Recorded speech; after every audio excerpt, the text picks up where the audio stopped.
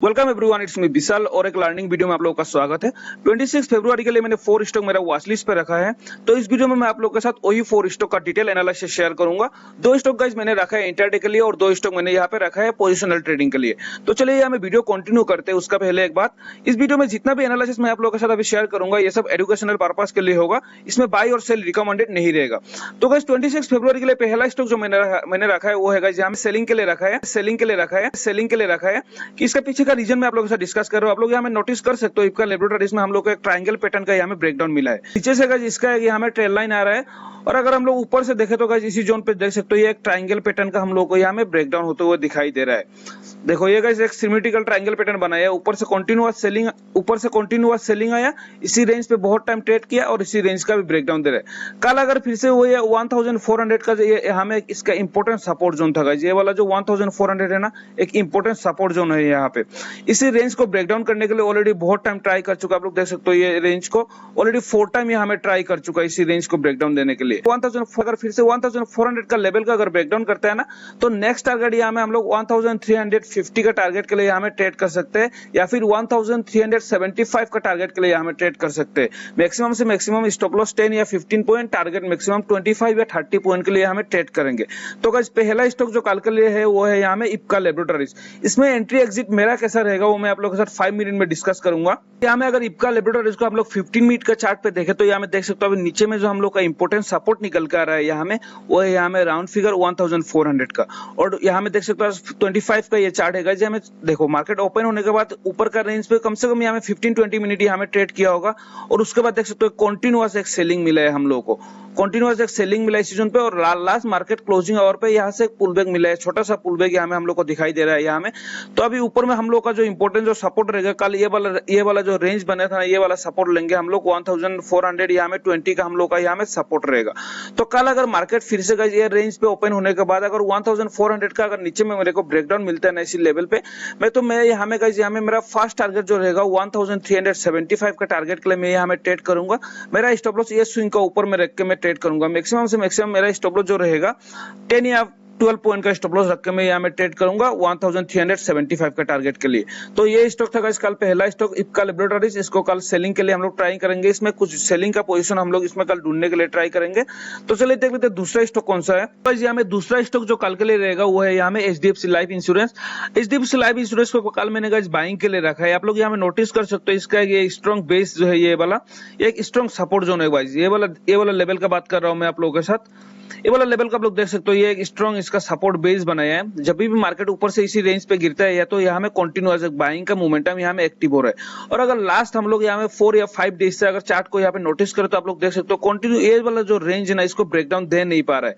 यहाँ में सपोर्ट लेके कंटिन्यू हम लोग को स्ट्रॉन्ग यहाँ में बाइंग का मोमेंटम यहाँ में दिखाई दे रहा है। इस लेवल में गाइस बहुत सारा बायर इसी लेवल पे एकोमोडेट हो रहे हैं और नीचे में देखे तो वॉल्यूम के साथ यहाँ में बाइंग आ रहा है।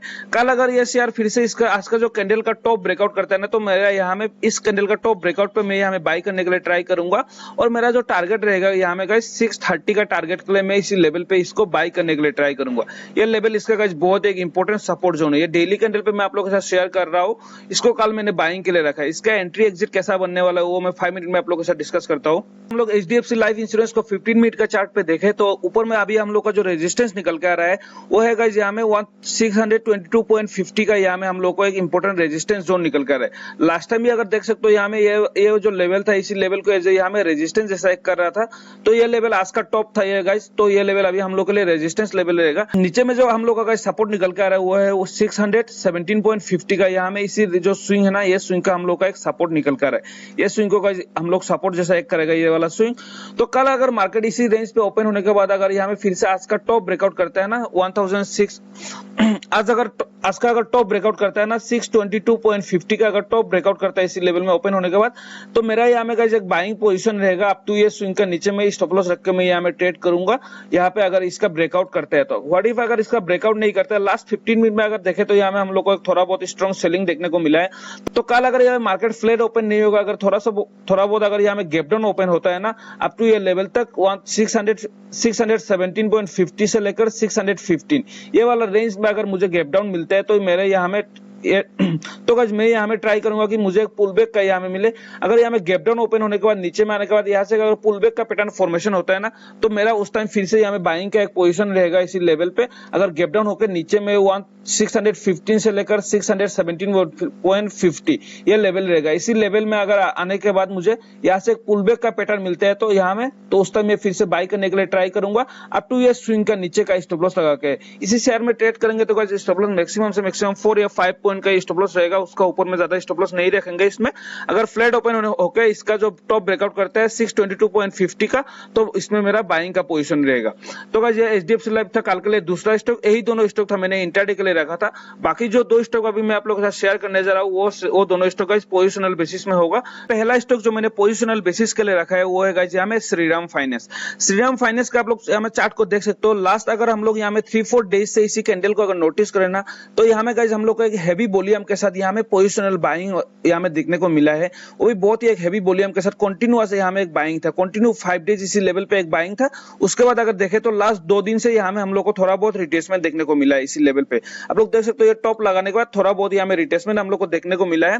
इसको गाइस मैंने पोजिशनल बेसिस के लिए रखा है, क्योंकि ये वाला लेवल अगर ब्रेकआउट करते हैं जो लेवल में अभी मैं आप लोगों के साथ डिस्कस कर रहा हूँ, तो यहाँ में हम लोग को एक बहुत बड़ा सा टारगेट यहाँ में अचीव हो सकता है। और अगर देखें ना तो ये गाइस यहाँ में 200 डेज का जो अपना ईएमए है, अपना 200 डेज का ईएमए का ऊपर में ये स्ट्रॉन्ग क्लोजिंग दिया है। ये वाला 200 डेज का ईएमए है गाइस, देख सकते हो आप लोग 200 डेज का ईएमए का ऊपर में हम लोग को एक स्ट्रॉन्ग यहाँ में हम लोग को क्लोजिंग मिला है। ये वाला रिट्रेसमेंट था गाइस इसका।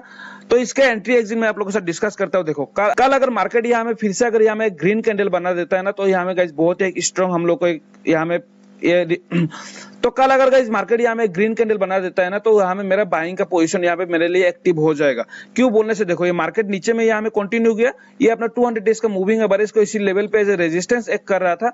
तो यहाँ में 200 डेज का मूविंग एवरेज का मुझे ब्रेकआउट मिला है। ब्रेकआउट के बाद रिट्रेसमेंट आया, रिट्रेसमेंट के बाद अगर यहाँ में ग्रीन कैंडल फिर से मिलता है ना, तो मैं यहाँ में फिर से यहाँ में पोजिशनल के बेसिस के लिए यहाँ में बाई करूंगा।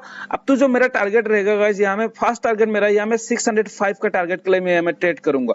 अगर 600 लेवल का ब्रेकआउट होकर इसका ऊपर में अगर सस्टेन करता है तो नेक्स्ट टारगेट जो रहेगा मेरा गाइस वहां में इस स्विंग का ऊपर में रहेगा, अप टू 620 तक टारगेट के लिए मैं इसको ट्रेड करूंगा। तो इसमें गाइस कल अगर यहाँ में देखो, कल अगर यहाँ में ग्रीन कैंडल का भी अगर फॉर्मेशन नहीं हुआ, सोच लो मार्केट यहाँ में फिर से कल थोड़ा बहुत भी अगर सेलिंग आ गया ना, उस टाइम भी आप लोग इसको वॉच लिस्ट में गाइस ऐड करके रखना। नेक्स्ट स्टॉक में क्यों इसका पीछे का रीजन मैं आप लोगों के साथ डिस्कस करूंगा। नेक्स्ट स्टॉक जो मैं आप लोगों के साथ डिस्कस करूंगा उस पर मैं आप लोगों को समझा दूंगा कैसे इसमें ट्रेड करना है। देखो यहाँ में गाइस अगर अभी यहाँ में कल अगर फिर से रेड कैंडल भी मिलते हैं ना, तो आप लोग इसको वॉच लिस्ट में ऐड करना, क्योंकि ये ब्रेकआउट दिया यहाँ में रिट्रेसमेंट करेगा। अगर रेड कैंडल के बाद यहाँ में फिर से अगर यहाँ में स्ट्रॉन्ग ग्रीन कैंडल आ जाता है ना, उस टाइम हम लोग का यहाँ में बाइंग के लिए पोजिशन हम लोग ऐड करेंगे। हम लोग का पोजिशन जो ऐड करेंगे वो 775 से लेकर 580 तक हम लोग यहाँ में पोजीशन जो ऐड करेंगे गाइस वो है 575 से लेकर 580 तक। इसी रेंज पे हम लोग यहाँ में पोजिशनल ट्रेडिंग के लिए पोजीशन ऐड करेंगे और फास्ट टारगेट यहाँ में 605 का लेके चलेंगे। इसका पीछे का रीजन मैं अभी आप लोगों के साथ दिखा रहा हूँ। यहाँ में कुछ दिन पहले मैंने आप लोगों के साथ एक स्टॉक शेयर किया था यहाँ में इंट्राडे के लिए, शायद आप लोगों को वीडियो देखा तो आप लोगों को याद होगा। चंबल फर्टिलाइजर को मैंने आप लोगों के साथ बोला था कि ये स्टॉक यहाँ में इंट्राडे के लिए हम लोग ट्रेड कर सकते हैं। तो चंबल फर्टिलाइजर में मैं आप लोगों को एग्जाम्पल दिखा रहा हूँ। जब चंबल फर्टिलाइजर इसका ये जो टॉप ब्रेकआउट कर रहा था ना, इसी लेवल पे टॉप ब्रेकआउट कर रहा था, ये जो बड़ा सा ये जो बाइंग कैंडल बनाया था ना, उस टाइम मैं आप लोगों के साथ डिस्कस किया था कि इसी के टॉप ब्रेकआउट करता है तो हम लोग यहाँ में इंट्राडे के लिए एक बार बाई कर सकते हैं बोल के मैंने आप लोगों के साथ डिस्कस किया था। अगर देखें तो नेक्स्ट डे इसका टॉप ब्रेकआउट हो गया, यहाँ में मोमेंटम भी किया था, लेकिन देखो उसके बाद नेक्स्ट 2 दिन यहाँ में फिर से कंटिन्यू सेलिंग था। कंटिन्यू 2 दिन सेलिंग के बाद देखो इसी लेवल से आज अगर देखें तो हम लोग को स्ट्रॉन्ग एक बाइंग का कैंडल यहाँ में फिर से मिला है, वो भी वॉल्यूम के साथ यहाँ में बाइंग आया है। तो कल अगर फिर से इसी कैंडल का भी टॉप ब्रेकआउट करता है ना, ये स्टॉक भी अप टू 600 का टारगेट के लिए इसको भी हम लोग चंबल फर्टिलाइजर को फिर से पोजिशनल बेसिस के लिए इसको बाई कर सकते हैं। इंट्राडे के लिए इसको हम लोग बाई नहीं करेंगे। या अगर इसका फिर से इस कैंडल का अगर टॉप ब्रेकआउट करता है तो इसी कैंडल जो बनाया था ना, इसका नीचे का स्टॉप लॉस रख के हम लोग इसको बाई कर सकते हैं 600 टारगेट के लिए चंबल फर्टिलाइजर को। तो देखो गाइस लास्ट जो यहाँ में श्रीराम फाइनेंस में मैं आप लोगों के साथ डिस्कस किया था, एक बाइंग कैंडल आया है यहाँ में, फिर से यहाँ में रिट्रेसमेंट हो सकता है 1-2 दिन। रिट्रेसमेंट के बाद अगर यहाँ में ग्रीन कैंडल फॉर्मेशन होता है ना, उस टाइम हम लोग बाई करेंगे बोल के, इसलिए मैं आप लोगों को बोला था अगर कल भी अगर यहाँ में ग्रीन कैंडल फॉर्मेशन नहीं होता है श्रीराम फाइनेंस में, तभी भी इसको वॉच लिस्ट में ऐड करके रखना है। श्रीराम फाइनेंस बहुत एक स्ट्रॉन्ग ब्रेकआउट दे सकता है इसी लेवल में।